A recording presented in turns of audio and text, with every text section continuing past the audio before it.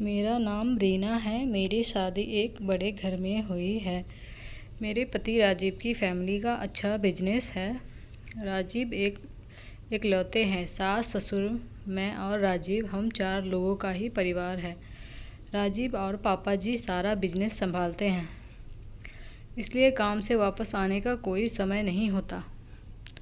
राजीव अब एक नया काम शुरू करने वाले हैं नई जगह पर। वहाँ पर हमारा एक फार्म हाउस भी है, इसलिए हम दोनों कुछ दिन वहीं जाकर रहेंगे। फार्म हाउस में समय बिताने के साथ राजीव अपना काम भी करते रहेंगे। सुबह जल्दी ही हम लोग फार्म हाउस में पहुंच गए। फार्म हाउस की देख रेख के लिए एक नौकर था। वह वहीं पास एक रूम में रहता था। हम जैसे ही पहुंचे, दूर से किशोर दौड़ता आया। हमारी कार के पास आकर उसने ही कार का दरवाज़ा खोला। नमस्ते मालकिन, हंसते हुए मुझे बोला। राजीव ने कहा कि यह किशोर है, हमारे फार्म की देखभाल करता है। मैं अंदर जाकर बैठी। थोड़ी देर बाद राजीव अपने काम में बिजी हो गए। उन्होंने किशोर को कहा कि मैडम को फार्म दिखा दो। किशोर बोला, ठीक है साहब। वो मुझे फार्म दिखाने ले गया। फार्म में हम घूम रहे थे, तब गेट के बाहर से एक लगभग 6-7 साल की बच्ची ने किशोर को आवाज़ लगाई। वो स्कूल से वापस जा रही थी। किशोर बोला, मैडम मैं आता हूँ। वो गेट पर खड़ा उस लड़की से बात करने लगा। मेरी नज़र पड़ी तो वो लड़की मेरी तरफ ही देखे जा रही थी। फिर वापस आकर बोला, मैडम आप आराम करिए, मैं आता हूँ। ऐसा बोलकर वो चला गया। अगले दिन सुबह फिर राजीव अपने काम से जल्दी चले गए। सुबह सोकर उठी। मेरे उठते ही मुझे दरवाजे पर किशोर दिखाई दिया। मैंने पूछा, क्या कर रहे हो यहाँ पर? बोला, मैडम अभी आया हूँ चाय लेकर। मैंने बोला, ठीक है, यहाँ टेबल पर रख कर चले जाओ। मैं नहाकर किचन में गई। किशोर वहीं था, अपना कुछ काम कर रहा था। फिर वो मुझसे बात करने लगा।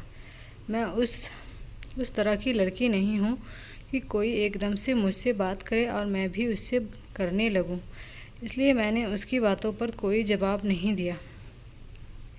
यहाँ का पुराना नौकर था, इसलिए मैं उसकी बातें सुन भी रही थी। अगर ऐसा नहीं होता तो शायद मैं उसे डांट देती। अभी मुझे यहाँ आए 2-3 दिन हो गए थे। मैंने यह नोटिस किया कि वो मुझसे बात करने की कोशिश लगातार करता ही रहता है। एक दोपहर मैं कमरे में अकेली बैठी थी। अचानक से किशोर कमरे में आता है। बोलता है, मैडम मुझे कुछ पूछना है। मैंने बोला, क्या? बोला, मैडम आप बुरा मत मानना। मैंने बोला, पूछो। बोला, मैडम मैं आपकी एक फ़ोटो ले सकता हूँ? मेरे मुँह से निकला, क्या? बाहर निकलो अभी कमरे से। किशोर बोला, मैडम आप गलत समझ रहे हैं, मेरी बात तो सुनिए। मुझे पता नहीं क्यों गुस्सा आ गया। मैंने बोला, बाहर निकलो या अभी तुम्हारे साहब को फ़ोन करूं? इतना बड़ा घर और मेरे लिए तो अनजान ही था, ऊपर से वो इस तरह की बातें कर रहा था। मुझे कुछ अजीब लगा। मैंने सोचा शाम को राजीव आएंगे तो सबसे पहले इसकी छुट्टी करवाऊंगी। शाम को राजीव आए तो मैंने उनको सब बताया। राजीव मानने को तैयार ही नहीं थे। बोले, यह कई सालों से है, उसकी एक बच्ची भी है। तुम कुछ गलत समझ रही हो, उसकी बच्ची के बारे में मुझे पता नहीं था। मैंने बोला, कई सालों से यहाँ कोई लड़की भी नहीं आई थी। राजीव ने बोला, रुको अभी बुलाकर बात करते हैं। राजीव ने किशोर को आवाज़ लगाई।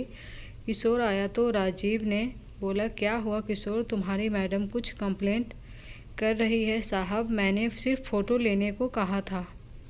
राजीव ने पूछा, क्यों चाहिए तुम्हें फ़ोटो? किशोर बोला, साहब आप तो जानते हैं मेरी 7 साल की एक बच्ची है। उसकी माँ उसके पैदा होते ही चल बसी थी, और जब वो 2 साल की थी तब हमारे घर में आग लग गई थी। भगवान की कृपा हम तो बच गए, लेकिन उसकी माँ की सारी निशानियाँ ख़त्म हो गई। बिना माँ की बच्ची को संभालना बड़ा मुश्किल होता है। साहब मैडम उस दिन जब मैं आपको फार्म दिखा रहा था, तब स्कूल से घर वापस जाते वक्त उसने हमें देख लिया। मेरा घर यही थोड़ी दूर पर है। उसकी दादी उसे संभालती है। हमेशा मुझसे पूछती रहती थी कि पापा मेरी मम्मी कैसी दिखती थी, कैसी चलती थी, कैसे बातें करती थी। मैं उसे कहता था वो बहुत सुंदर थी। यहाँ गांव में उसके जैसा कोई नहीं है। आपको जब देखा तो उस दिन मुझे उसने यही पूछा, क्या पापा मम्मी ऐसी थी? मैंने उसे कहा हाँ ऐसी ही थी। तब से जिद पर अड़ गई कि मुझे मैडम से मिलना है। वो मेरी मम्मी जैसी है, स्कूल नहीं जा रही है। मैं इसलिए आपसे बात कर रहा था कि आपको यह सब बता सकूं, लेकिन आपका स्वभाव अलग है। फिर उसने आज सुबह से कुछ खाया नहीं। बोल रही है फ़ोटो लाना, मैं मेरे स्कूल वाले दोस्तों को दिखाऊंगी कि मेरी मम्मी ऐसी थी। तो मैंने बोला कि मैं तुझे फ़ोटो लेकर दिखा दूंगा। वो बोली पक्के से लाना। इतना कहकर किशोर फूट फूट कर रोने लगा। रोते हुए ही बोला, बच्ची है मैडम, उसका नसीब ही ऐसा है। पैदा होते ही माँ मर गई और बाप मुझ जैसा मिला। मैडम हम साहब से कुछ भी बोल देते थे। साहब का कभी मुझे डर नहीं लगा। यही आदत मुझे पड़ गई और मैंने आपको भी अपना समझकर बोल दिया। आप मुझे बताने देती तो मैं आपको भी बता देता। किशोर की बातें सुनकर मुझे अपने आप पर गुस्सा आया।